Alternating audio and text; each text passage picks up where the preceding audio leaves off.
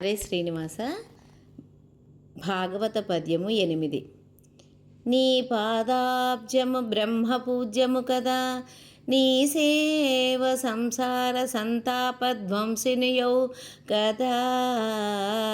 సకల భద్ర శ్రేణులం ప్రీతితో నంపాదింతు గదా, ప్రసన్నులకు కాలాధీశ కాలంబు నిర్వ్యాపారంబు గదయ్య. చాలరు నిను వర్ణింప బ్రహ్మాదులున్.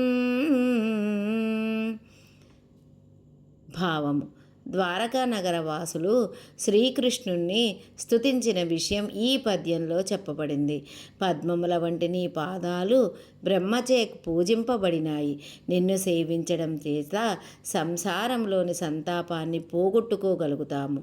ఆ పన్నులను నీవు ప్రీతితో రక్షిస్తావు కదా. కాలాన్ని కూడా శాసించే శక్తి కలిగిన వాడవు. నీ శక్తి సామర్థ్యాలను వర్ణించి చెప్పడానికి బ్రహ్మాదులకు కూడా సాధ్యము కాదు కదా. బ్రహ్మచేత పూజింపబడిన పాదాలు అని పోతన అన్నాడు. బ్రహ్మ గడిగిన పాదము అని అన్నమయ్య ఒక గొప్ప సంకీర్తన వ్రాశాడు. ఈ విశ్వంలో అన్ని శక్తులను మించినది ప్రకృతి.